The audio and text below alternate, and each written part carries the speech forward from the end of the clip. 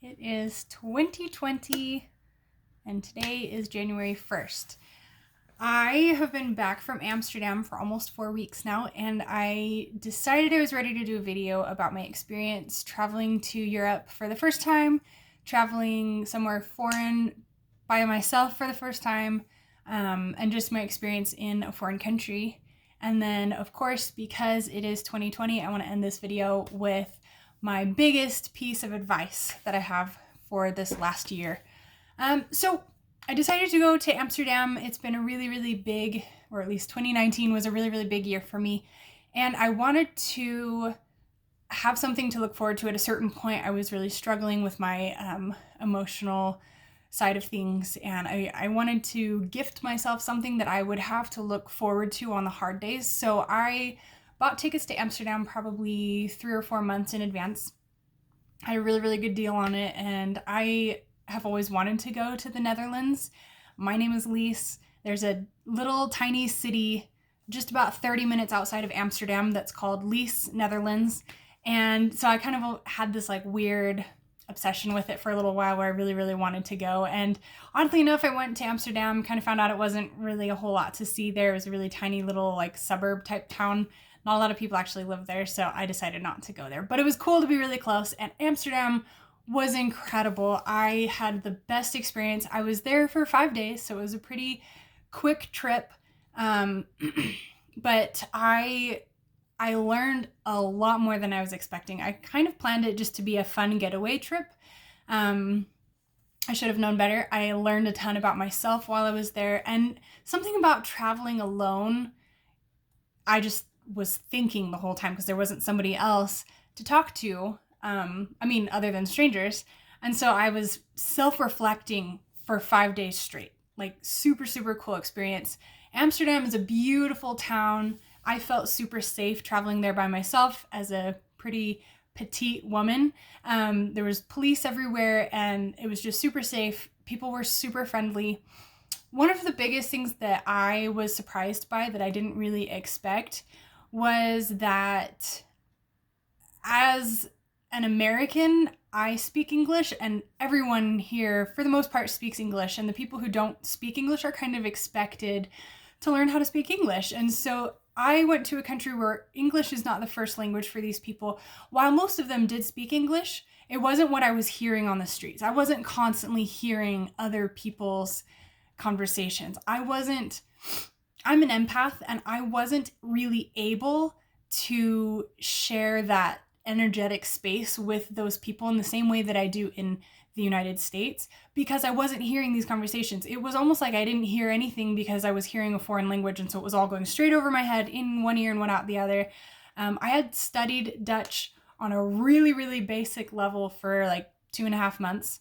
I did not, it didn't help me very much over there. I definitely had to ask people for help, and they were really, really friendly, super friendly people, super kind and happy. They don't really go out of their way to talk to strangers like some of the states do, but super friendly when you ask for help. But because I wasn't taking on everyone else's energy for the most part, I was just in my own space the whole time I was there. So that was really cool to experience. And then another thing that I really loved was here in the US, here in Utah specifically, I tend to get depressed when I'm alone for too long. And I think part of it is to do with that I am an empath, and I take on a lot of other people's energy around me when I hear the conversations that they're having, or when I hear them talking, on the phones or whatever. I tend to get depressed when I'm alone too long. So I need to be with positive people. I need to be with my friends. I need to have conversation going on with somebody else when I'm here, when I'm just hanging out. And so I was kind of worried about being alone for 5 days, just wandering the city in Amsterdam by myself. I thought I was going to get depressed. And oddly enough, I did not get depressed at all while I was there. I did have a moment where I was a little bit homesick because I was uncomfortable with like having to learn how to use the train and the tram and the bus and all that. And it was just a culture shock at first, for sure. But I never got depressed, and that was new for me. And when I reflected on why I didn't get depressed, I realized that my time spent there was doing just what I wanted to do. I did exactly what I wanted to do, exactly when I wanted to do it. I was only doing things that interested me and that taught me, and it was all about me. I really focused on myself, and it was very, very healing to spend quality time with myself in awe of everything that I chose to do. So I chose to go on tours that I wanted to go on. I chose to go to museums that I was interested in. I chose to travel the way that I wanted to when I wanted to. I chose to even sleep when I wanted to. Most of the times when you go to another country and you're fighting jet lag, they tell you to push yourself to stay awake longer so that you can kind of sync up with that time there. And if there's one thing that I have horrible control with in my life, it's sleep. And so I was really tired and I slept when I wanted to. And when I was awake and ready to go, even though it was the middle of the night, I was out. I was out on the streets enjoying the nightlife of Amsterdam, and I definitely wouldn't recommend doing that in just any old city if you're traveling alone, especially if you're a woman. But Amsterdam, they're super, super, super tight and strict with their safety, especially when you're like right in Dam Square, because they have the red light district going on, and the police are very supportive of the red light district. So they're just everywhere. Like, it would be very difficult to get in a bad situation if you're trying to be safe in Amsterdam. So I did what I wanted when I wanted. And I really learned a lot about myself because I realized when I didn't have any expectations, and when I knew that people weren't paying attention to me, which surprisingly enough, I felt invisible in Amsterdam. It was amazing. I get cat calls all the time in downtown Salt Lake City, and it's super annoying, and you don't really feel safe. You feel very vulnerable. I didn't get one cat call while I was walking around the streets of Amsterdam by myself, like for 5 days straight. And I walked like so much. I should have recorded how much I walked, but I realized the things that I love the most because I wasn't worried about anybody else's schedule or agenda or interests. I was just doing what I wanted to do. So I spent a lot of times in museums and just walking around taking pictures. I was staring at the architecture there. They have amazing architecture. So it was really cool to spend that time with myself. When I came back, I kind of felt like, oh man, I need to make a video and share my experience with everyone else.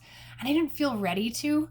And so these last 4 weeks, I've just been continuing my self-reflection and my self-connection. And it has been so healing for me and so good for me. And I so recommend it to you guys to take some time this next year to spend just with yourself and really self-reflect afterwards. And don't feel rushed to share your experience with everybody else until you're good and ready, like I am now. My one biggest piece of advice from my year 2019, self-reflecting, speaking, modeling, everything that I've been working on this last year, my biggest piece of advice is to realize that no time spent loving another human is ever wasted. I hear so many people saying that they regret experiences they had with people in their past that didn't treat them well or didn't reciprocate the feelings that they had or the service that they gave. It's never wasted. You learn when you love someone else, and you benefit yourself, you benefit the world when you open your heart and you allow yourself to love another human. That time and energy that you spend on another human is never wasted. It doesn't matter if they don't reciprocate it. It doesn't matter if they end up hurting you. That time was never wasted. It is never a waste to love another human. I love you guys, and I'm super, super excited for everything we're going to learn in 2020. I hope you guys have a fantastic new year. It's time to connect.